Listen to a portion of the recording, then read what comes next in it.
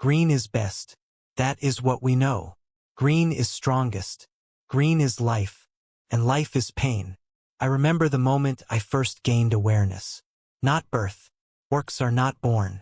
We emerge from spores, from the ground, from the very essence of war itself. My first memory is of hunger. Terrible gnawing hunger that drove me to fight even before I could form words. I bit and tore at the smaller ones around me, those who had emerged from the fungal cradle alongside me. I killed 3 before my body had fully formed. Their meat was my first meal. Their pain my first joy. The fungal fields where we grew were at the edge of the warband's camp. A great sprawling mass of tents, shacks, and scrap vehicles that stretched as far as my new eyes could see. The air was thick with smoke, the stench of unwashed bodies and the sweet rot of fungus. It was beautiful. It was home.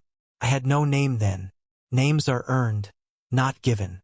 I was simply another boy, another piece of meat for the war machine, another fist in the endless fight. We smaller ones gathered in groups, instinctively seeking protection in numbers while simultaneously looking for opportunities to establish dominance. The weak were quickly culled. The strong grew stronger by consuming their flesh. This is our way. This has always been our way. The first real challenge came when a larger orc, one who had been alive for perhaps a week longer than me, decided I had grown too confident. He was called Gurwa, a name he had earned by his habit of attacking the throat. He charged at me while I was gnawing on a bone, hoping to catch me unaware. But I had been watching him, studying his movements. I knew his kind. I dropped the bone and met his charge heeding, driving my forehead into his nose with all my strength. The satisfying crunch of cartilage breaking was like music. Gawa howled and staggered back, green blood pouring down his face. But he was bigger, and anger only makes an orc stronger. He came at me again, this time more cautiously. We circled each other, the other boys forming a ring around us, hooting and jeering, placing bets on which of us would soon be dinner. Gouda feinted left, then lunged right, his jagged teeth aiming for my throat. I twisted away, but not fast enough. His teeth sank into my shoulder, tearing through the thin muscle. Pain shot through me, sharp and clarifying. Something happened. Something changed inside me. The pain did not weaken me. It focused me. It filled me with a rage so pure, so perfect that everything else fell away. There was only Gouda and me, and one of us would not see the next sunrise. I brought my knee up into his gut, forcing him to release his bite. Then I attacked, all thought gone. Nothing but instinct and fury driving my fists into his face over and over until his features were a ruined mass of pulp and broken teeth. Even then, I did not stop. I continued to pound and tear until someone larger pulled me off. It was a knob, one of the bosses, his skin darker green with age and experience, his body covered in crude metal armor and scars. He looked at what remained of Gachua, then at me, and grunted something that might have been approval. "You fight good, runt," he said, his voice like rocks being crushed. "But you waste good meat." He was right. In my frenzy, I had rendered Gouda inedible, the body too damaged to provide sustenance. It was wasteful, stupid. I lowered my eyes, expecting punishment. Instead, the knob tossed something at my feet. A crude club, little more than a length of metal with a handle wrapped in leather. "You grub skull now," the knob declared. "You eat last tonight for wasting meat. Tomorrow you join raid." And so I was named Grub Skull, not for any great deed or particular feature, but for the simple brutality with which I had destroyed Gawa. It was not a name to inspire fear or respect, but it was mine.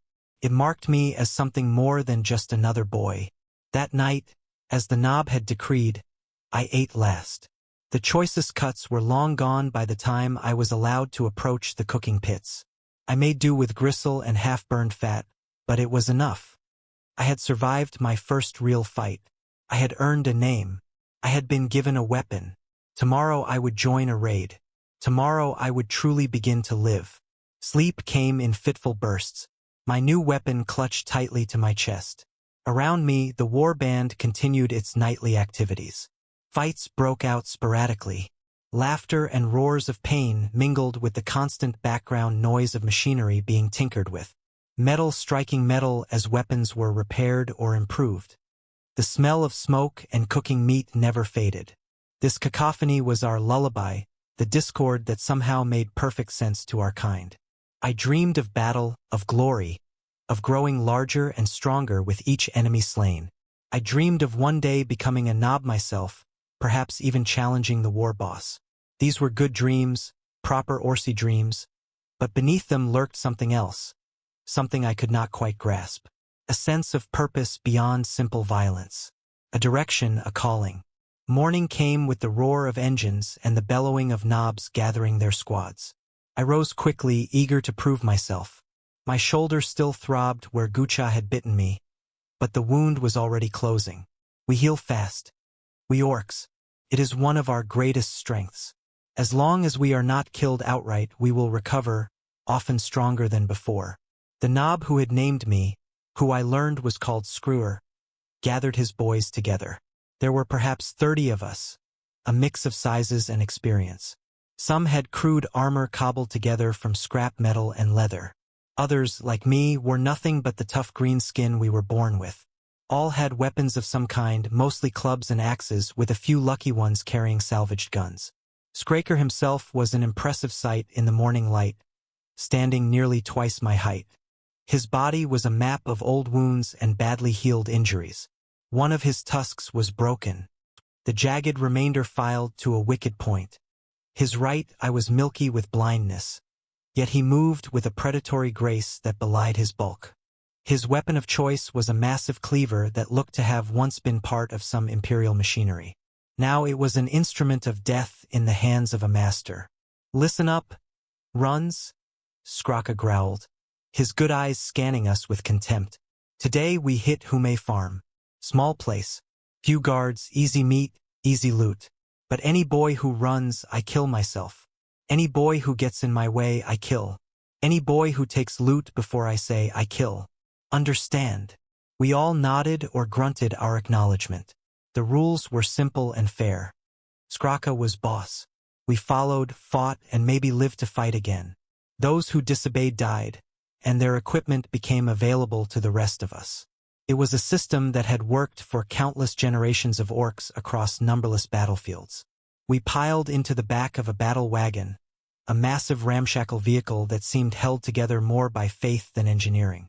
Its sides were reinforced with scavenged metal, and crude spikes protruded at odd angles.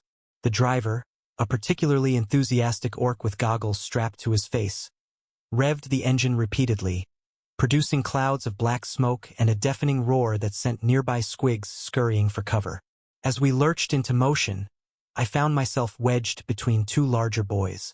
One, who called himself Zit, had been in several raids before. He claimed to have killed 10 humans in a single fight, though the number seemed to grow with each telling. The other, Crunch, said nothing at all, but stared straight ahead with an intensity that was unsettling even by Ork standards. The journey was uncomfortable. The battle wagon had no suspension to speak of, and every bump in the wasteland sent us crashing into each other. This inevitably led to fights breaking out, which Skrucker quelled with swift brutality. By the time our destination came into view, 2 boys were nursing broken arms, and one lay unconscious in the corner, blood leaking from his ears. The human settlement was exactly as Skraker had described, small, isolated, vulnerable. It was surrounded by fields of crops, neat rows stretching to meet a forest on the far side. A few buildings clustered together at the center with one larger structure that might have been a storage facility or a community hall. From our vantage point on a ridge overlooking the valley, I could see tiny figures moving about, unaware of the green tide about to crash down upon them. Skrucker raised his cleaver. "No shooting unless I say," he ordered. "Too noisy. Want to be in close before they know we hear. When I give signal, we charge. Kill everything that moves. Burn what cannot be carried. Understand?" Again, we signaled our understanding. The battle wagon was positioned for a quick escape once the raid was complete. We disembarked and began to make our way down the ridge, using the sparse vegetation for cover. My heart was pounding, not with fear, but with anticipation. This would be my first real fight against an enemy, not just another orc. This would be the true test of my worth. As we drew closer, I could make out more details. The humans were primarily engaged in agricultural work, tending to their crops with simple tools. There were perhaps 20 of them visible, mostly adults with a few younger ones mixed in. I saw no obvious weapons, though I knew humans could be deceptive. They might have guns hidden away, ready to be brought out at the first sign of danger. We reached the edge of the fields, still undetected. Skraka raised his cleaver again, then brought it down in a vicious arc. The signal to attack. What followed was a blur of violence and exhilaration.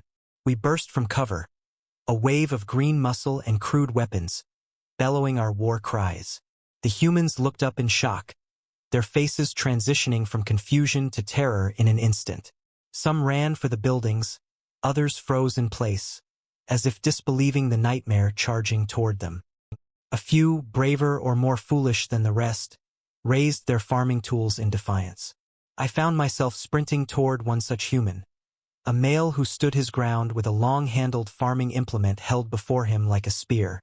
He jabbed it at me as I approached, the metal tip grazing my chest. The pain was nothing, less than nothing. I swung my club, connecting with his side. I felt ribs crack beneath the impact. The human went down, gasping. I stood over him, raised my club again, and brought it down upon his head.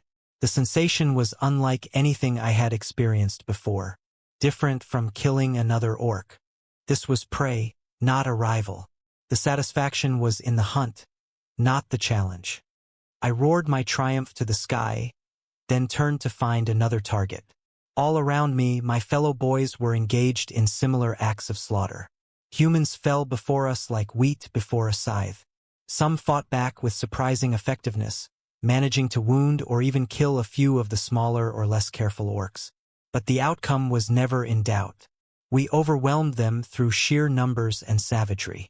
Skra was a whirlwind of destruction, his cleaver rising and falling in a rhythm as steady as a heartbeat. Each stroke claimed a life. He moved with purpose, heading for the largest building, cutting down anyone who stood in his path. I followed in his wake, dispatching wounded humans who still showed signs of life. One grabbed at my ankle as I passed, a female with determination in her eyes, even as blood leaked from her mouth. I respected her spirit, so I made her end quick. A single blow precisely delivered. It was more mercy than most of my kind would show. We reached the large building, which I now saw was indeed a storage facility. Inside were sacks of grain, preserved foods, and various tools. Skraka ordered half the boys to begin loading as much as they could carry. The rest of us continued the assault on the remaining buildings, hunting down any humans who had sought shelter. I found myself approaching a small structure set apart from the others. It was simple, just 4 walls and a roof with a single door and 1 window. The door was barred from inside. I could hear movement within, hushed voices trying to be silent. I smiled. More prey. With a roar, I charged the door, my shoulder slamming into the wood. It shuddered but held. I backed up and tried again, putting more force behind it. This time I heard the bar begin to splinter. One more charge and the door gave way, sending me stumbling into the dimly lit interior. 3 humans cowered in the corner. An adult female and 2 young ones, all with the same light-colored hair and pale skin. The adult pushed the young ones behind her and faced me with a small blade held before her. Her hand shook, but her eyes held the same determination I had seen in the female outside. "Stay back, monster," she said in the human tongue.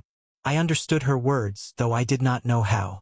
Perhaps knowledge of the enemy's language is born into us, just as the knowledge of how to fight is instinctive. I advanced slowly, savoring the moment. The human jabbed her blade at me, a feeble gesture that I easily avoided. I could have killed her instantly, but something made me hesitate. Not mercy. Orcs do not know mercy. It was curiosity. I wanted to see what she would do, how far she would go to protect her offspring. The answer came swiftly. She lunged at me with unexpected speed, her blade finding a gap in my tough hide, sinking into the muscle of my thigh. Pain flared, sharp and immediate. I roared in anger and swung my club, catching her on the shoulder. She fell but scrambled back up, placing herself once more between me and the young ones. "Run!" she shouted to them. "Run now!" The young ones darted past her, trying to reach the broken door. I moved to intercept them, but the female threw herself at me again, this time aiming for my eyes. Her dedication to protecting her spawn was impressive. Foolish, but impressive. I caught her by the throat and lifted her off the ground. She kicked and struggled, her blades slashing ineffectively at my arm. The young ones had reached the doorway. They would not get far. Other boys would find them soon enough. I looked into the female's eyes as her struggles began to weaken. There was no fear there now, only hatred and something else. Something I had never seen before. A strange acceptance, as if she had made peace with her end because she had done all she could for her young. It was that unfamiliar emotion that decided me. I snapped her neck quickly, giving her a clean death. Felt right somehow. A recognition of her warrior spirit, even if she was just a human. I stepped outside to see one of the young ones already lying dead in the dirt. Zit standing over the body with a bloody axe. The other was running toward the fields, small legs pumping desperately. I started to give chase, then stopped as Skru's roar echoed across the settlement. Back to wagon now. The recall signal. All orcs knew to obey instantly. I turned away from the escaping human child and joined the flow of boys heading back to the battle wagon, many now laden with loot. As I walked, I examined the wound in my thigh. It was not deep, already beginning to clot. The blade had been small and the human female not very strong. Still, she had managed to hurt me. It was a lesson. Never underestimate prey, no matter how weak they might appear. Back at the battle wagon, Skru was counting heads and inspecting the loot. 4 boys had been killed in the raid, their bodies left where they fell. Orcs do not retrieve their dead. There is no point. Their spores would ensure new orcs would grow in that soil. Eventually, the cycle would continue. The raid had been successful. Food, tools, and a few weapons had been secured. But Skru seemed displeased. His scarred face set in a deeper scowl than usual. "Too many dead," he growled. "Humies should not have killed any of us. You all fight like grots." He singled out one boy who had a human gun clutched in his hands. "You," I said. "No shooting. You shot anyway." The boy, whose name I did not know, looked down at the weapon in his hands as if surprised to find it there. "Got it from dead who may," he protested. "Did not shoot, just took gun." Skracker's response was immediate and final. His cleaver split the boy from shoulder to sternum. The 2 halves of his body fell away from each other, blood and viscera spilling onto the ground. Skraker pointed at me. "Grubkull, take gun. You earned it today." I stepped forward, careful to show proper difference, and picked up the weapon from the dead boy's grasp. It was a las gun, a standard Imperial issue. Nothing special to humans, but to an orc boy it was a significant upgrade from a simple club. I held it awkwardly, unfamiliar with its balance and operation, but pleased nonetheless. The journey back to camp was quieter than the outbound trip. We were tired from the fight, satisfied with our success. A few minor squabbles broke out over choice pieces of loot, quickly settled with fists or headbutts. I kept to myself, examining my new weapon and replaying the events of the raid in my mind. The human female's eyes haunted me, not with guilt. Orcs do not feel guilt, but with a question I could not quite formulate. Something about her willingness to die for her offspring seemed important, though I could not say why. It was not the Orc way. We fight for ourselves, for the joy of battle, for the status that comes with victory, not for others, never for others. Yet, I could not shake the feeling that I had witnessed something significant in that small building, something worth understanding, even if it was a human trait. We reached the camp as the sun was beginning to set, casting long shadows across the jumbled assortment of shelters and vehicles. Skraka ordered the loot to be taken to the war boss tent for inspection and distribution. The food would go to the communal cooking pits, the weapons and tools to the mechs for evaluation and possible modification. I moved to follow the others, but Skraka held me back with a massive hand on my shoulder. You fought good today, Grubkull, he said, his voice slightly less harsh than usual. Not afraid. Used your head, not just your fists. That good. Rare in new boy. I stood straighter, pride swelling in my chest. Praise from a knob was uncommon and valuable. Thank you, boss, I replied, using the title of respect. Screw nodded toward my new les gun. Learn to use that right. Could be useful. Could get you killed.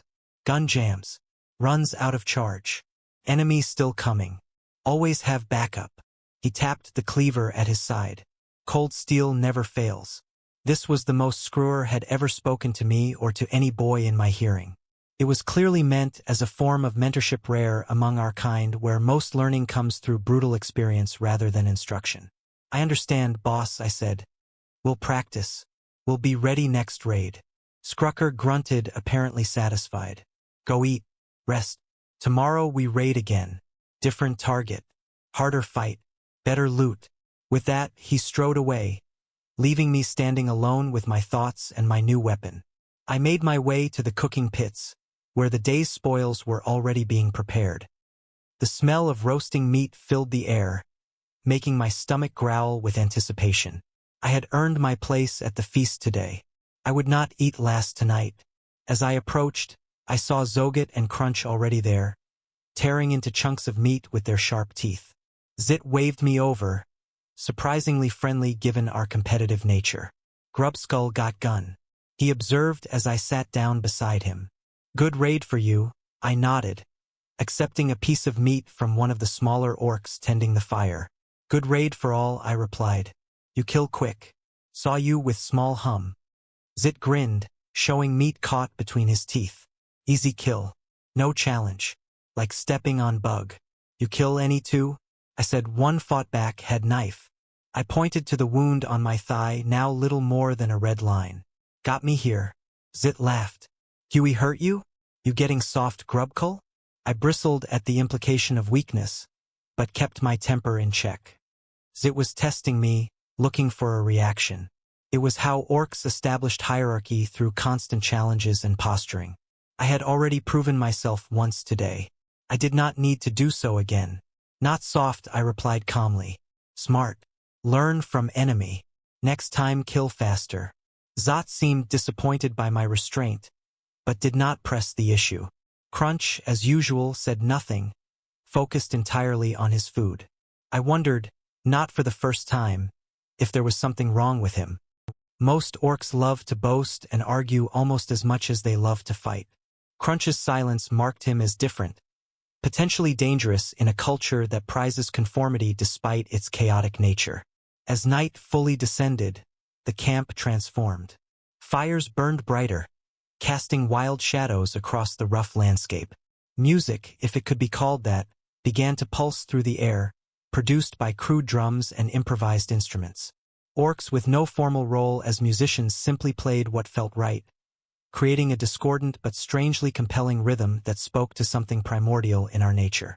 Some boys began to dance, a violent stomping movement that mimicked combat while serving as a form of ritualized aggression. Others engaged in wrestling matches or simple tests of strength like arm wrestling or rock-throwing competitions. A few, exhausted from the day's activities, simply found quiet corners to sleep or work on their equipment. I chose the latter, finding a spot near one of the smaller fires where I could examine my lost gun more carefully. I field stripped it as best I could, figuring out its components through trial and error.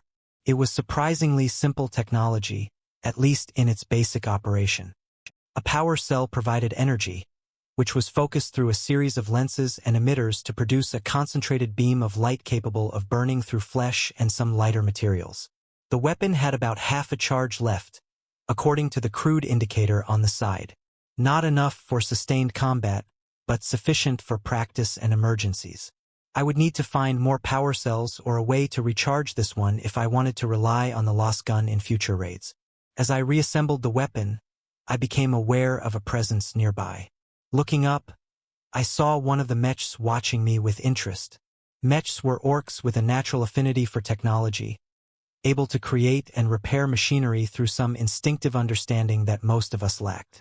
This one was of medium size, his body adorned with various tools and mechanical bits integrated directly into his flesh. "New shooter you got there, boy?" the mech said, his voice tinged with the distinctive accent common to his kind. "Want me to make it more killy?" I hesitated. Mech modifications were desirable, making weapons more powerful or adding unexpected features, but they also tended to make Imperial technology less reliable, more prone to malfunctions or explosive failures. I recalled Skrucker's advice about always having a backup. "What would you do to it?" I asked cautiously. The mech grinned, revealing metal teeth that gleamed in the firelight. "Could make beam hotter, more burny. Could add bayonet for when charge runs out. Could make it louder, scarier." All tempting options, but I was not convinced. "What does it cost?" I asked, knowing that nothing came free in Ork society. 2 teeth, the mech replied, naming his price in the universal Ork currency of teeth, specifically the larger tusks that grew throughout our lives and occasionally fell out to be replaced by larger ones. It was a fair price, but I had no teeth to spare. Not yet.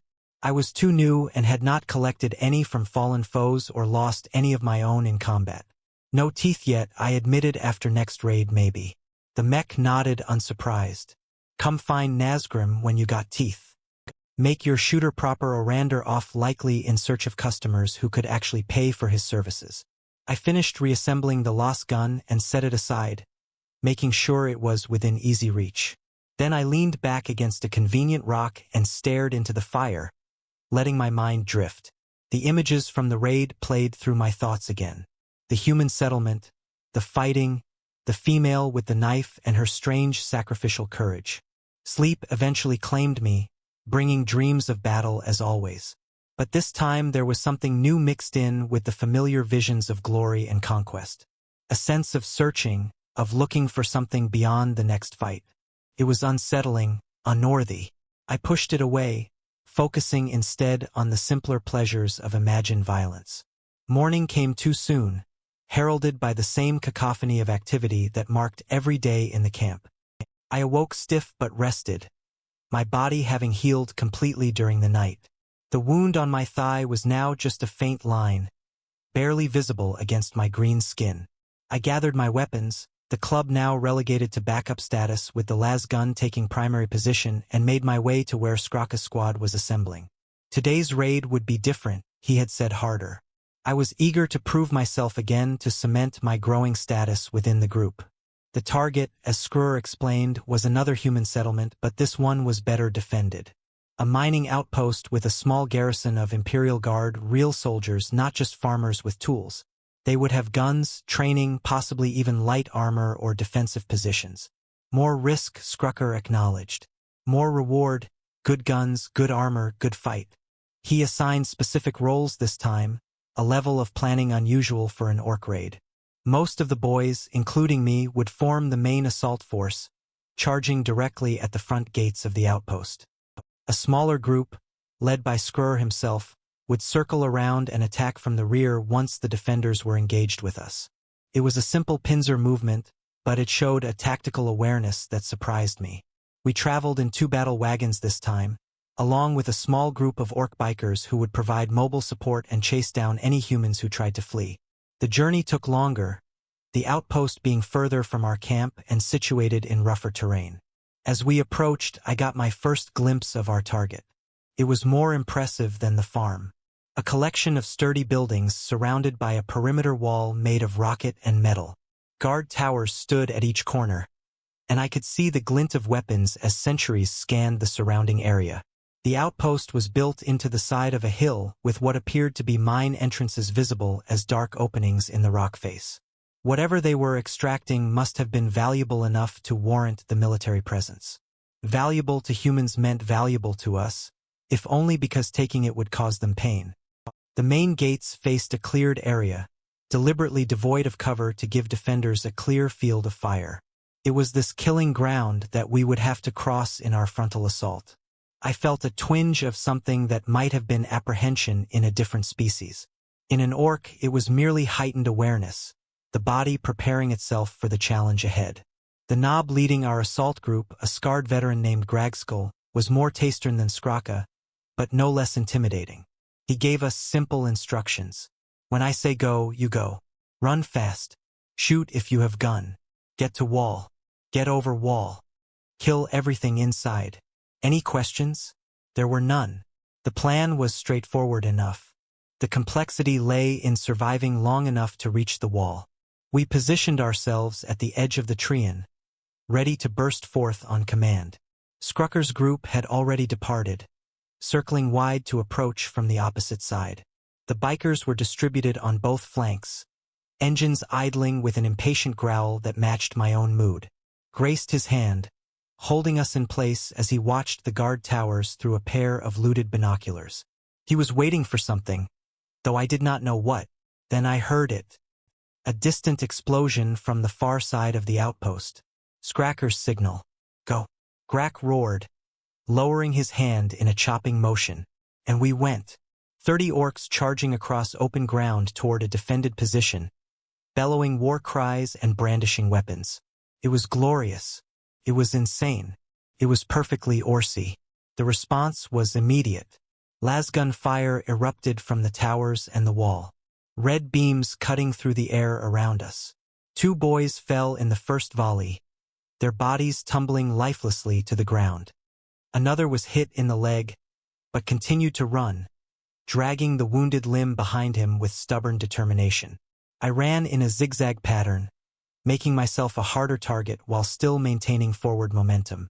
My lasgun was clutched in both hands, useless until I got closer. Imperial Guard weapons had better range than most Ork firearms, and my looted lasgun was no exception. Another boy fell just ahead of me, a last bolt burning through his throat in a spray of steam and blood. I leapt over his body without breaking stride. The wall was getting closer.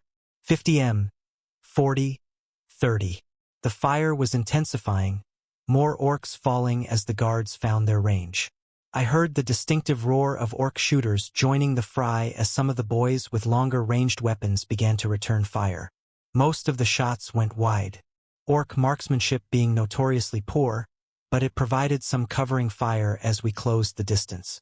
20 m. I raised my lasgun and squeezed the trigger, aiming roughly at one of the guards visible on the wall. The weapon kicked slightly in my hands, a beam of red light lancing out to strike the wall just below my target. Too low. I adjusted and fired again. This time the beam caught the guard in the shoulder, spinning him around and sending him toppling backward out of sight. Elation surged through me. My first ranged kill. Felt different from close combat. Less visceral but no less satisfying. I fired again and again, not really aiming now but adding to the general suppressing fire as we closed the final distance to the wall. 10 m. The ground around me was erupting in small puffs of dust as last bolts struck all around. I felt a searing pain across my upper arm where one shot grazed me, burning away a strip of skin. It only fueled my battle rage. 5 m. We had reached the base of the wall, those of us who had survived the charge. About half our original number I estimated, though I had no time for an accurate count. Gragkul was there, shouting orders, organizing the assault on the wall itself. Some boys produced crude grappling hooks attached to ropes, which they began to swing above their heads. Others simply started to climb, using the rough surface of the rocket and any protruding features as handholds. I opted for the latter approach, slinging my lasgun across my back and beginning to scale the 3 m high barrier. The guards above were now leaning over, firing down at us at point-blank range. One boy next to me took a last bolt directly to the top of his head, his skull exploding in a shower of bone fragments and brain matter. His body toppled backward, nearly taking me with it. I clung to the wall, finding new handholds, continuing to climb. I reached the top and hauled myself over the edge, coming face to face with a startled human guard. Before he could bring his weapon to bear, I grabbed him by the front of his uniform and pulled, using his own weight to topple him over the edge. His scream was cut short by the impact below. Now on top of the wall, I unslung my lasgun and took stock of the situation. The outpost was in chaos. Skru's rear assault had breached the back gate, and his group was now rampaging through the compound. Fires had broken out in several buildings, and the sounds of combat echoed from all directions.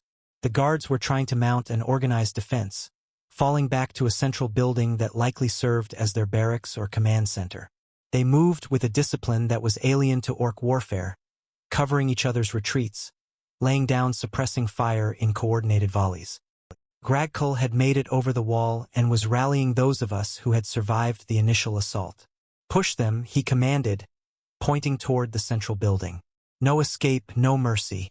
We surged forward, a green tide flowing through the outpost. I fired my lost gun at any human I saw, scoring hits with increasing accuracy as I became more familiar with the weapon. My charge gauge was dropping rapidly, but I had no time to worry about that now. As we approached the central building, the resistance stiffened. The guards had established a perimeter, using crates and barricades to create firing positions. They were no longer retreating but making a stand. Greg Skull assessed the situation with the experienced eye of a veteran warrior. "Flank left," he ordered half the group. "Rest with me straight at them. Draw fire." I found myself in the frontal assault group. We charged directly at the human barricades, firing as we ran, creating a wall of last bolts and crude bullets that forced the defenders to duck for cover. The first wave of us crashed into the barricades like a green tsunami. I vaulted over a stack of crates and landed amongst 3 human guards. My lasgun's charge was depleted, so I swung it like a club, catching one guard across the face with enough force to shatter bone. I dropped the weapon and drew my backup club, the familiar weight comforting in my hand as I engaged the other 2. They fought well for humans, working together, one trying to distract me while the other looked for an opening. But they were facing an orc. And not just any orc. I was Grubkull, veteran of 2 raids now, killer of humans. I feinted toward one, then spun and brought my club down on the other's shoulder with a satisfying crunch.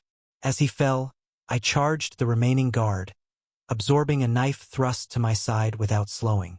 My club connected with his ribs, then his head, and he went down in a heap. All around me, similar scenes played out as orcs engaged in close combat with the defenders. What we lacked in technique, we made up for in strength, ferocity, and numbers. The human line buckled, then broke. They retreated into their central building, sealing the heavy metal door behind them. WAAAGH surveyed the situation, his face contorted in a grin that was equal parts pleasure and frustration. "Need to get inside?" he growled. "Skraker, bring demo charge." Skraka emerged from the crowd, holding what appeared to be a large bundle of explosives cobbled together by one of the mechs. He approached the door, placed the charge against it, and activated some kind of crude timer mechanism. "Back," he shouted, retreating quickly. We all took cover behind whatever was available, some diving behind barricades, others simply hitting the dirt. The explosion was magnificent, a flower of flame and smoke that blossomed outward, sending the reinforced door flying inward. Before the dust had even settled, we were up and charging through the newly created entrance. Inside was a scene of desperate last stands and bloody close-quarters combat. The remaining guards had taken positions behind overturned tables, in doorways, anywhere that offered some protection. They fought with the determination of those who know they are doomed but refuse to accept it. I found myself pushing forward alongside Crunch, the silent orc who had been at the cooking fires the previous night. He fought with a cold efficiency that contrasted sharply with the typical orc berserker rage. Each movement was precise, each blow calculated to disable or kill with minimal effort. It was almost artistic in its own brutal way. We cleared room after room, leaving nothing alive in our wake. In one chamber, we found what appeared to be the Mining Operations Administrative Center. Maps and charts covered the walls, and a large table dominated the center of the room. On it was a detailed model of the surrounding area with the mine and outpost represented in miniature. Crunch grunted, the first sound I had heard him make voluntarily. He pointed at the model, then at a specific location marked with a small red flag. I did not understand the significance, but I could tell he thought it important. Our exploration was interrupted by a burst of gunfire from the doorway. A human officer, distinguished by the insignia on his uniform, was firing a compact auto pistol at us. Crunch took a round to the shoulder, but barely seemed to notice. He charged the officer, moving with that same eerie precision. The human managed to get off 2 more shots before Crunch reached him. Both hit, one in the chest and one in the thigh, but neither slowed the Ork's advance. Crunch lifted the officer by the throat, studied his face for a moment, then slammed him against the wall with enough force to crack the plaster. The human gasped, blood trickling from his mouth, but still defiant. "Filthy Xenos," he spat. "The Emperor protects." Crunch tilted his head as if considering these words, then simply crushed the man's windpipe with a squeeze of his massive hand. He let the body drop, then turned back to me, his expression unreadable. The sounds of combat were fading now, replaced by the whoops and bellows of combat with the victorious Orks. The outpost had fallen. Any humans not killed in the fighting were being rounded up, either to be killed for sport or taken as slaves, depending on Skrucker's mood. I made my way back outside, where Orks were already looting anything of value. Weapons, ammunition, food, tools, all were being gathered and sorted for transport back to camp. Several boys were loading mining equipment onto one of the battle wagons directed by a mech who seemed particularly interested in the human technology. Skrucka was standing with Grog's skull near the breech door discussing something in low tones. As I approached, I caught fragments of their conversation. "War boss will want to know." Graka nodded, his expression serious. "We'll tell him. Need to send scouts first. Make sure." They noticed me hovering nearby and fell silent. Skrucker gave me an appraising look, noting the wounds I had accumulated during the assault. "You still alive, Grubskull?" he observed. "Getting tougher." I straightened, recognizing the compliment. "Good fight, boss. Killed many humies." Skrucker grunted. "Seen you fighting. Not bad for new boy, but lost your shooter." He gestured to my club, my only remaining weapon. "Charge ran out," I explained. "Used as club, then broke on Hume helmet." Grackle laughed. A harsh barking sound. "Always told you, Scracker. Imperial stuff no good. Orsi weapons better." Skr shrugged. "Sometimes true, sometimes not. Grubskull need new weapon either way." He pointed to a pile of looted guns. "Take your pick."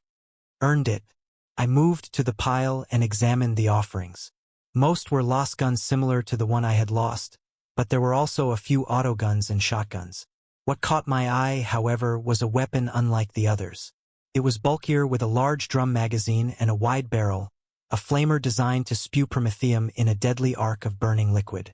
I picked it up, feeling its weight, testing its balance. It was heavier than the lost gun, but somehow felt right in my hands. The thought of enemies burning, screaming as their flesh melted, appealed to me on a primal level. Skrucka noticed my choice and nodded approvingly. "Good weapon. Scary weapon. Make humies run. Easy to kill when they running." I slung the flamer across my back, already imagining its use in the next raid. The thought brought a savage grin to my face, my tusks jutting out prominently as I anticipated future glories.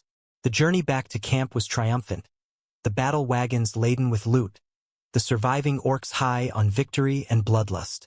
We had lost perhaps a third of our force, but such casualties were expected and accepted.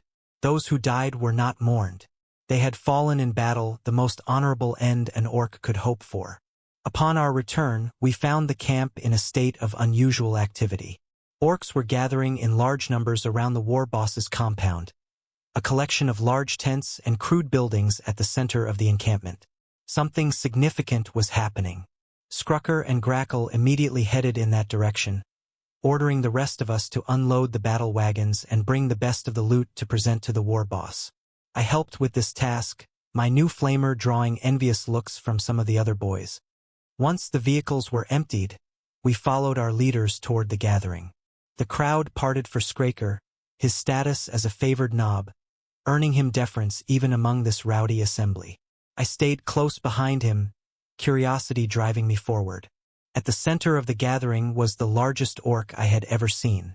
The war boss Grimto the Skulltaker was a mountain of muscle and crude armor. His skin a dark green bordering on black, his tusks like daggers protruding from his massive jaw. One of his eyes had been replaced with a mechanical substitute that glowed red in its socket. He carried a power claw on one arm. the energy field surrounding it crackling with barely contained force, while his other hand gripped a massive shooter that would have required 2 hands for a normal orc to wield. Beside the war boss stood a smaller figure, hunched and twisted. A weird boy, one of the rare orcs born with psychic abilities. This one was adorned with fetishes and talismans, bones and teeth hanging from his clothing and pierced through his skin.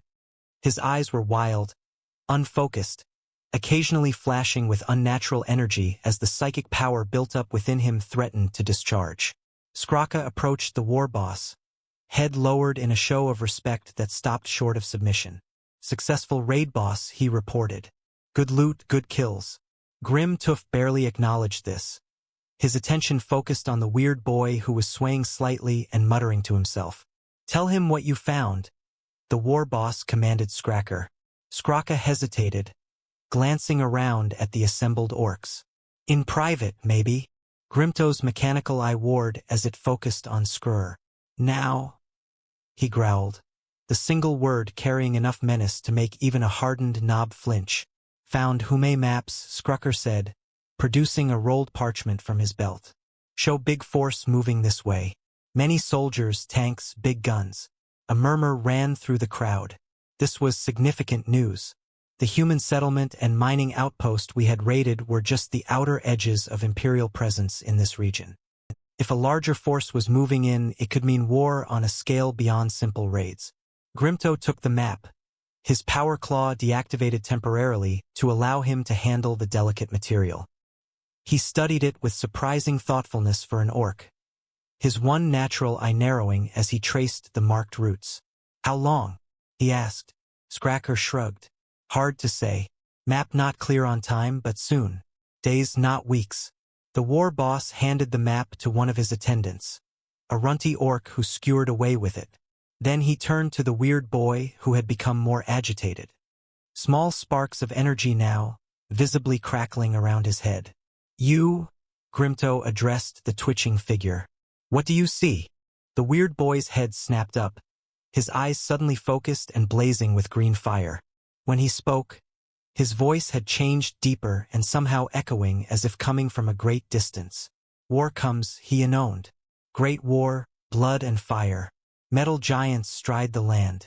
The sky burns green. I see a gathering, a calling. The war approaches. A hush fell over the assembled orcs. The W was more than just a battle cry. It was a psychic phenomenon. A gestalt field generated by large concentrations of orcs that enhanced their abilities and drove them into a state of coordinated frenzy.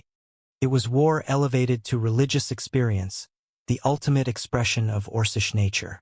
Grimto's face split in a terrible grin. The WAAAGH, he repeated, savoring the word. It has been too long, too many small fights. Time for proper war. He raised his power claw, the energy field reactivating with a threatening hum.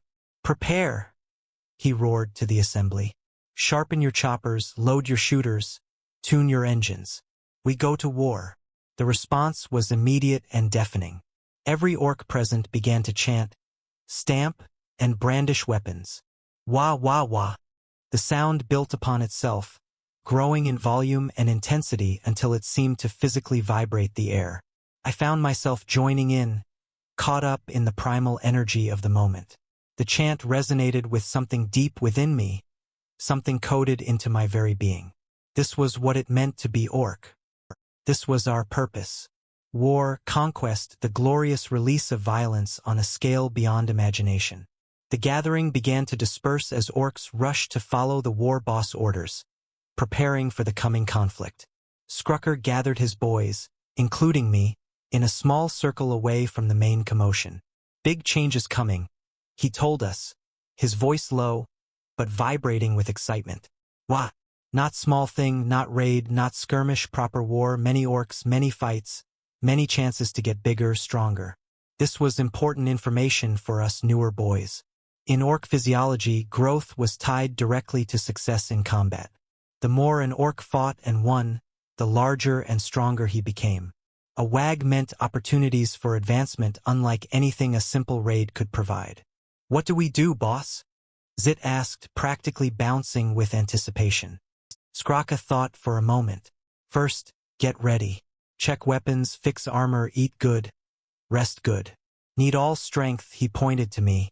Grubkull, you know how to use that burner. I nodded, though in truth I had never handled a flamer before. How difficult could it be? Point and squeeze the trigger. The burning would take care of itself. Skraka seemed skeptical of my confidence. Fine Nazgrim, he suggested, referring to the mech who had offered to modify my lasgun. He show you proper way. No good burning self instead of enemy. This was sound advice, and I set off to locate the mech. I found him in his workshop, a chaotic space filled with half-dismantled machinery, loose parts, and various tools whose purpose I could not begin to guess.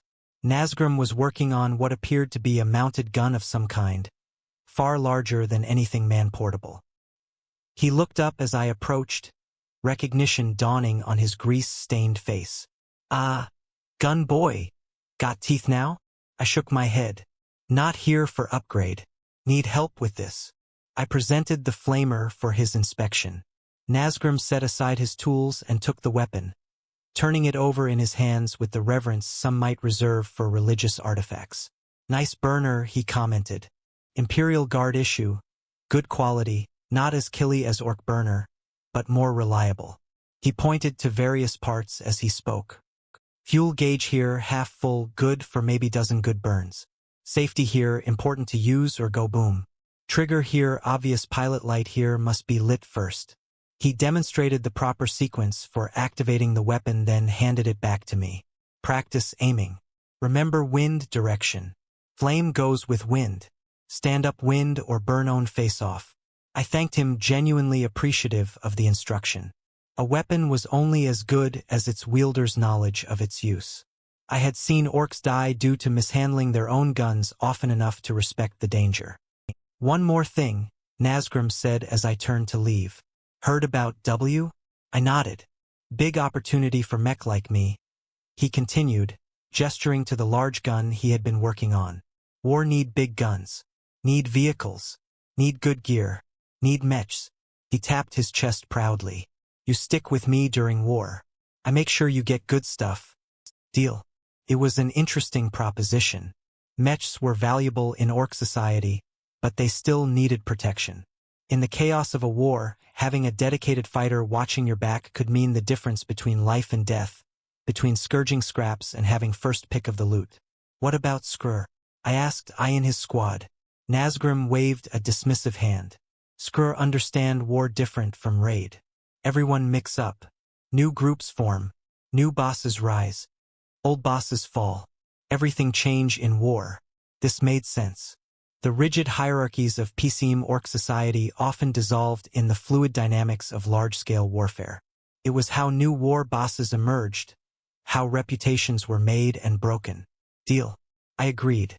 "I watch your back. You give me good gear." Nazgrim grinned, extending a hand stained with grease and what might have been blood. "Deal." We clasped hands briefly, a rare formal gesture among our kind. Then I left him to his work and went to find a suitable place to practice with my new weapon. The following days were a whirlwind of activity as the entire camp prepared for war. More orcs arrived daily, drawn by the psychic beacon of the forming WG.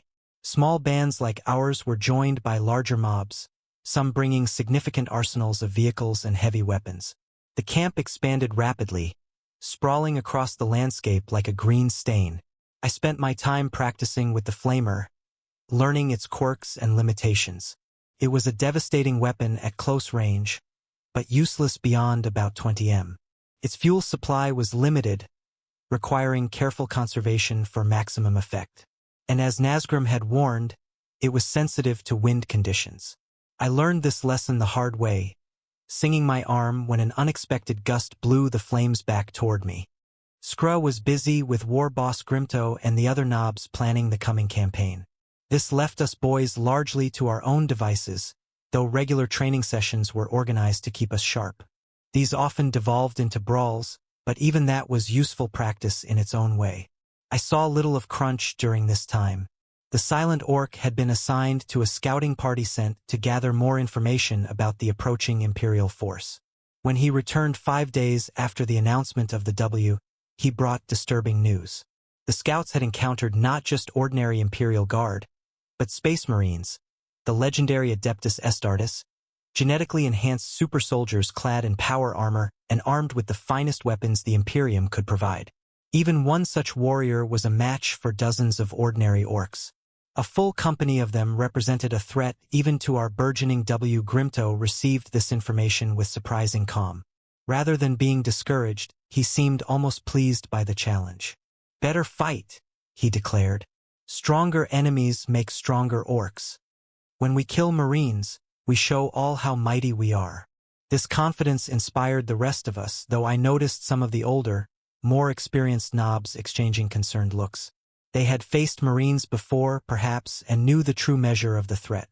But no one dared voice doubt, not with the W energy building to a fever pitch. On the 7th day of preparations, Grimto called the entire war band together. Thousands of orcs gathered in a natural amphitheater near the camp, a sloping basin that allowed all to see and hear the war boss as he stood upon a makeshift platform of wreckage and stone. "Tomorrow we march," he announced, his voice carrying effortlessly to the furthest edges of the assembly. "Tomorrow we bring war to the Humies. Not small war, not raid, real war, proper Orsi war." A roar of approval answered him, weapons brandished, feet stomping in rhythm. "They bring their best against us." Grimto continued when the noise had subsided slightly. "They're metal men. They're space marines. They think this scare us," he laughed, a sound like boulders colliding. "We orcs, we fear nothing. We fight anything. The bigger they are, the more fun to kill." Another roar, louder than before. "Remember," the war boss raised his power claw, the energy field casting an eerie glow across his scarred features. "We are green. Green is best. We are strongest. We are orcs. And tomorrow we are WAAAGH." The final word was taken up by every throat present. A thunderous chant that seemed to shake the very ground. "WAAAGH WAAAGH." I added my voice to the chorus, feeling the energy building, the psychic field that connected all orcs growing stronger, more coherent. It was intoxicating, a rush beyond anything I had experienced in my short life. This was what we were made for. This moment, this feeling, this promise of violence on a scale beyond imagination. That night, there was little sleep in the camp. Bonfires burned high around which orcs danced, fought, feasted, and boasted of the deeds they would perform in the coming battle. Crude alcohol flowed freely, further inflaming passions already running hot. I indulged moderately, wanting to keep my wits sharp for what lay ahead. I found Nazgrim making final adjustments to a collection of weapons laid out on a tarp. He greeted me with a nod, then pointed to a set of makeshift armor pieces. "For you," he said, "not fancy, basic protection. Better than nothing." The armor consisted of scavenged Imperial Guard flak plates modified to fit orc proportions and reinforced with additional metal scraps. It would not stop a bolter round or a power sword, but it might turn aside lesser weapons or at least reduce the damage they inflicted. "Thanks," I said, trying on the chest piece. It fit reasonably well, tight enough to stay in place during movement, but not so tight as to restrict my breathing or mobility. Nazgrim helped me secure the rest of the pieces, then handed me a bandolier of fuel canisters for my flamer. "Full tank in weapon," he explained. "These for reload, 6 total. Make them count." I nodded, understanding the value of such a gift. Fuel was precious, carefully hoarded by those with flame weapons. For Nazgrim to provide so much indicated that our arrangement was more than just convenient words. "Tomorrow, stay close." The mech instructed frontline dangerous place for mech. "You keep burner ready. Anyone get too close to me, you cook them." "Clear, clear," I confirmed. "Where in formation we go." Nazgrim pointed to a crude map spread out nearby showing the planned deployment of the W. Here, he indicated a position in the second wave behind the initial assault force, but ahead of the heavy support elements. "Good spot. See plenty action. Not first to die." This seemed a reasonable compromise between safety and opportunity. The front ranks would absorb the initial defensive fire, breaking upon the Imperial lines like a wave upon rocks. But many would die in that first clash. The second wave would exploit the breaches created, pushing deeper into enemy territory where kill opportunities would be plentiful. I spent the remainder of the night checking and rechecking my equipment, ensuring everything was in working order. My flamer was clean and properly fueled. My backup weapon, a crude axe I had traded for with another boy, was sharp and securely fastened to my belt. My armor, such as it was fitted as well as possible and would not shift during combat. Morning came with the blaring of horns and the revving of engines. The war was assembling, thousands of orcs forming into their designated groups. The noise was overwhelming, a physical presence that beat against the ears and vibrated in the chest. Clouds of dust rose as vehicles took their positions, from small bikes to massive battle wagons and the looming silhouettes of salvaged tanks. I found Nazgrim amidst the chaos, the mech loading equipment onto a technical, a lightweight vehicle with a mounted gun. He waved me over, pointing to the passenger seat. "You ride with me," he shouted over the den. "Better than walking. Save energy for fighting." I clambered aboard, securing my flamer within easy reach. The driver, a Gretchen too small to fight effectively, but skilled enough to operate the vehicle, gave me a nervous glance. Gretchen knew their place in the hierarchy, and it was firmly at the bottom, useful only for their dexterity and willingness to perform tasks orcs found beneath them. Nazgrim took position at the mounted gun, a heavy shooter that he had personally modified for increased rate of fire at the cost of accuracy. In a mass engagement like the one to come, precision was less important than volume. The signal to move out came in the form of a massive explosion at the front of the column. Grimto's way of saying go, as subtle as everything else about him. The W lurched into motion, a green tide flowing across the landscape toward the Imperial positions some 10 kilometers distant. The journey was surprisingly orderly by Ork standards. The various mobs maintained their relative positions, the faster elements not racing too far ahead, the slower ones not falling too far behind. It was a testament to the power of the WAAAGH energy, aligning thousands of normally chaotic individuals into a coherent fighting force. As we approached the battlefield, the first signs of Imperial presence became visible. A line of fortifications stretched across a natural choke point between two ridges, blocking the most direct route to the human settlements beyond. Guard towers and bunkers dotted the defensive line, their weapon emplacements covering every approach. Behind them, the distinctive shapes of Imperial tanks could be seen. Leman Russ battle tanks and Chimera transports arranged in supporting positions. And there, at the center of the line, stood the Space Marines. Even from a distance, they were unmistakable giants in power, armor of deep blue, adorned with symbols and insignia. I did not recognize but instinctively hated. There were perhaps 100 of them, a small number compared to our thousands, but each was a walking engine of destruction. The sight did not dismay the WG. If anything, it increased the frenzy, the prospect of such worthy opponents driving the collective blood lust to new heights. Engines revved harder. War cries grew louder. Trigger fingers became itchier. The first shots were fired by the Imperial artillery, massive shells arcing high into the air before plummeting down among our advancing forces. Explosions blossomed across the Ork lines, sending bodies and vehicle parts flying. But for every Ork killed, 10 more surged forward, heedless of danger, driven by the war. Our own artillery began to return fire, a motley collection of looted Imperial weapons and Ork-made big shooters. Their accuracy was questionable, but what they lacked in precision, they made up for in volume and enthusiasm.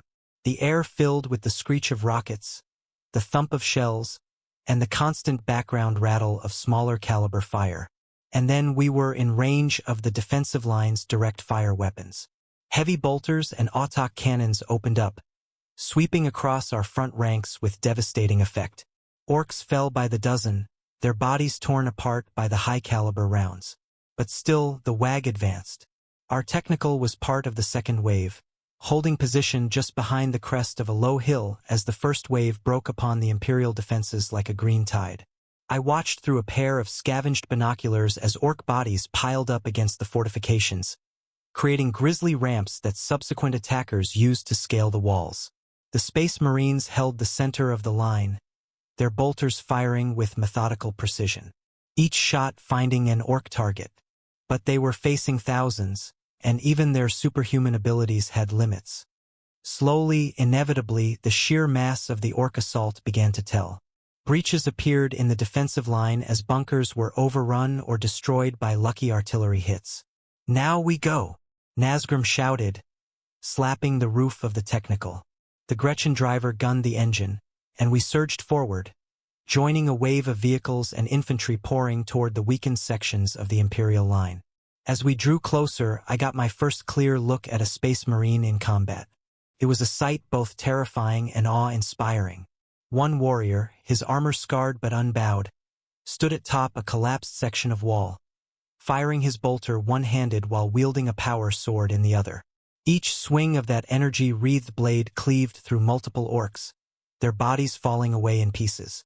Each bolter shot exploded inside its target, turning orc flesh into green mist. Yet for every orc that fell, 2 more took his place. The Marine was slowly disappearing beneath a tide of green bodies, though the pile of corpses around him grew ever higher. This was the nature of orc warfare against such elite enemies. We would drown them in our numbers, paying in blood for every meter gained, but gaining it nonetheless. Our technical bounced and jolted across the uneven ground, now littered with craters and bodies. Nazgrim fired the heavy shooter in continuous bursts, the barrel beginning to glow with heat. I braced myself flamer at the ready, preparing for the moment we would hit the line and dismount to join the melee. That moment came suddenly and violently. A rocket struck the ground just ahead of us, the explosion lifting the front of the technical into the air. We flipped, the world spinning around me as I was thrown clear. I hit the ground hard, my crude armor absorbing some of the impact, but still leaving me dazed. I struggled to my feet, searching for my flamer. It lay a few meters away, miraculously intact. The technical was a burning wreck. The Gretchen driver nowhere to be seen, presumably crushed in the crash. Nazgrim was pulling himself from the wreckage, one arm hanging limp at his side, blood flowing from a gash on his forehead. "You alive?" he observed, stumbling toward me. "Good. Still need protection." I retrieved my flamer and moved to the mech's side, supporting him as we made our way toward the Imperial line. All around us, the battle raged in its full fury. Orcs had breached the defenses in multiple places now, pouring through the gaps to engage the defenders in close combat. The disciplined volleys of Imperial fire had devolved into desperate point-blank exchanges and brutal hand-to-hand fighting. We reached the line at a section where the wall had been completely demolished, reduced to rubble over which orcs were scrambling to reach the Imperial positions beyond. Nazgrim paused, catching his breath, assessing the situation with a tactician's eye unusual for our species. Marines falling back, he noted, pointing to a group of the armored giants who were indeed conducting a fighting retreat toward a secondary position. Good for us, bad for us. They not running, regrouping. We'll counterattack soon. This insight proved prophetic. Even as we watched, more Space Marines appeared from behind the secondary line. These mounted on assault bikes that roared as they charged toward the Ork breakthrough. Behind them came heavy support in the form of Centurion suits, walking arsenals whose every movement unleashed storms of firepower. The Orks who had breached the line found themselves caught in a devastating crossfire. But rather than retreat, they surged forward with renewed vigor, seeking to close with the Marines before their superior firepower could thin the green ranks too severely. "We go right." Nazgrim decided away from main counterattack. "Find weaker point. Get behind them." It was sound strategy, and I followed his lead as we skirted the heaviest fighting, moving along the collapsed wall toward a section where the Imperial Guard, not Marines, held the line. These human soldiers were formidable in their own right, but they lacked the transhuman advantages of the Adeptuses. They were prey we could handle. We joined a small mob of orcs assaulting this section, adding our firepower to theirs. I used my flamer for the first time in actual combat, sending a stream of burning promethium into a guard position. The effect was immediate and horrifying. Human figures emerged from the bunkered in flames, screaming as they burned. Some tried to stop, drop, and roll as their training dictated. Others simply ran blindly, spreading panic among their comrades. The sight filled me with a savage joy. This was power. This was what it meant to be Ork. To bring death and destruction to the enemy. To hear their screams. To smell their burning flesh. I advanced, playing the flamer across another position. Another group of humans transformed into living torches. Nazgrim stayed close behind me, using a pistol he had produced from somewhere to pick off any guards who emerged with their weapons still functional. We made an effective team, the terror caused by my flamer creating openings that the mech exploited with precision shots. We had pushed about 50 m into the Imperial position when we encountered our first Space Marine. He appeared suddenly from behind a demolished tank, his armor scorched and dented, but still operational. In his hands was a plasma gun, its coils glowing with barely contained energy. I reacted instinctively, swinging my flamer toward this new threat and depressing the trigger. The stream of burning fuel struck the Marine directly, enveloping him in flames. Against normal enemies, this would have been decisive. Against a Space Marine, it was merely an inconvenience. He strode through the fire, his armor systems handling the extreme heat, and raised his plasma gun. Nazgrim shoved me aside just as the weapon discharged. A bolt of blue-white energy passing through the space where I had been standing. It struck an Ork behind us, vaporizing his upper body instantly. The Marine's attention now fixed on Nazgrim, recognizing perhaps that the mech represented a greater threat due to his technical knowledge. This gave me an opening. I circled to the side, then charged, closing the distance before the Marine could bring his plasma gun to bear again. I crashed into him with all my strength, staggering him slightly but failing to knock him down. It was like hitting a wall of adamantium. The Marine backhanded me with casual strength, sending me sprawling to the ground, my crude armor cracking under the impact. As he turned his attention back to Nazgrim, I scrambled to my feet and assessed the situation. The flamer had limited effect against his armor, but every warrior had weaknesses. The joints, the neck seal, the eye lenses. I needed to target these. Nazgrim was backing away, firing his pistol at the advancing Marine. The shots pinged harmlessly off the ceramite plates of his power armor. The mech stumbled over debris, falling backward just as the Marine raised his plasma gun for a killing shot. I launched myself forward again, this time aiming low at the Marine's knees. The impact disrupted his aim, sending the plasma bolt wild. It struck a nearby fuel container, which exploded in a fireball that engulfed several Orks and guardsmen locked in combat nearby. The Marine staggered but remained upright. He swung around impossibly fast for something so large and grabbed me by the throat. His grip was like iron, cutting off my air, crushing my windpipe. I struggled, kicking and punching to no effect. Through the red haze descending over my vision, I saw Nazgrim rise and dart forward. Something clutched in his hand. The mech slapped the object against the Marine's backpack, the power unit of his armor, then dived away. The Marine seemed to realize the danger too late. He released me, reaching back to remove whatever Nazg had attached. But before his hand could reach it, the device detonated. It was not a large explosion, but it was precisely placed.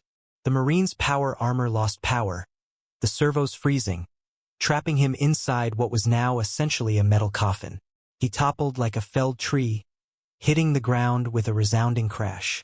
I gasped for air, my throat bruised, but functional. Nazgrim was already at the Marine side, his good arm working frantically at the armor's neck seal. "Help," he commanded. "Need to get inside." Valuable. Very valuable. I understood. Space Marine equipment was among the most advanced the Imperium possessed. For a mech, access to such technology was an opportunity beyond price.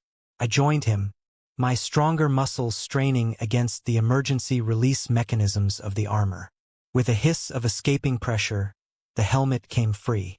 The face beneath was pale with a patrician cast to its features, now contorted in a grimace of pain and hatred. The Marine was still alive, still conscious, his superhuman physiology sustaining him despite the damage to his armor. "Xenos filth," he spat, blood flecking his lips. "The Emperor's angels will cleanse this world of your taint." Nazgrim ignored the words, focused entirely on the helmet he now held, examining its systems with the reverence of a tech priest. I studied the Marine's face, fascinated by this close look at humanity's finest warrior. Despite his situation, there was no fear in his eyes, only contempt and a burning resolve. "Kill me and be done with it," the Marine said. "I die in service to the Emperor, while you live only to spread destruction." I considered his words. There was truth in them from a certain perspective. Orks did live for destruction, for war. It was our nature, our purpose. But was that really so different from these Marines, bred and conditioned for nothing but battle? "We not so different," I told him, the words feeling strange in my mouth. Philosophical discussion was not typical Ork behavior. You fight for your god, we fight because we are Orks. Same result. War forever. The Marine's expression shifted slightly, surprise momentarily replacing contempt. Then his features hardened again. "We are nothing alike, greenskin. We fight to protect humanity. You fight because you know nothing else." Before I could respond, Nazg interrupted. "Stop talking to food." He scolded. "Kill Marine. Take armor, important parts inside. Chest piece, heart, black thing, both valuable." He was right. Of course, this was war, not a debate club. The Marine was an enemy, nothing more. I reached for my axe, preparing to deliver the killing blow. The Marine met my gaze without flinching. "My brothers will avenge me," he stated with absolute certainty.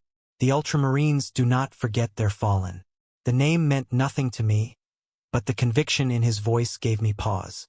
Not out of fear, but out of respect for a worthy adversary. I raised the axe higher, wanting to make the end quick and clean. A warrior's death. The blade never fell. A thunderous explosion shook the ground, throwing me off balance. I turned to see a massive Imperial tank, larger than any I had yet encountered, cresting a rise not 100 m away. Its main cannon was aimed directly at our position, and even as I watched, it fired again. The shell struck nearby, the shockwave sending me tumbling across the rubble-strewn ground. My head struck something hard and darkness claimed me. I awoke to pain and the taste of blood. My body felt broken, unresponsive. With tremendous effort, I managed to open my eyes. The sky above was dark with smoke. Flashes of weapons fire illuminating the clouds like lightning in a storm. The sounds of battle had changed, become more distant, sporadic rather than constant. I tried to move and found that I could not. Looking down, I saw why. A slab of rocket had fallen across my lower body, pinning me to the ground. Blood, my blood, had pulled around me, soaking into the earth. I was dying. The knowledge came with surprising clarity and acceptance. With effort, I turned my head, surveying my surroundings. Bodies littered the ground, orc and human alike, united in death as they never could be in life. Of Nazgrim there was no sign. Perhaps he had escaped. Perhaps he lay dead somewhere beyond my field of vision. The Space Marine was gone as well, his armor empty on the ground where he had fallen. Whether his brothers had rescued him or Nazgrim had finished harvesting his augmented organs before fleeing, I could not say. In the distance, I could see the battle continuing. The W had pushed deep into Imperial territory, green hordes flowing around pockets of resistance like water around rocks. But something had changed. The tide was no longer advancing. In places it was even receding. As my vision began to dim, I realized what had happened. Reinforcements had arrived for the Imperials. More Space Marines, these in different colors, dropping from the sky in pods of metal that crashed into the heart of the Ork forces. Fresh Guard regiments deploying from massive landers on the far side of the battlefield. The war was strong, but even it had limits. I felt no despair at this realization. Victory or defeat, it mattered little to an individual Ork. What mattered was the fighting itself. The glorious struggle that gave meaning to our Ram existence. I had fought. I had killed. I had grown stronger. That was enough.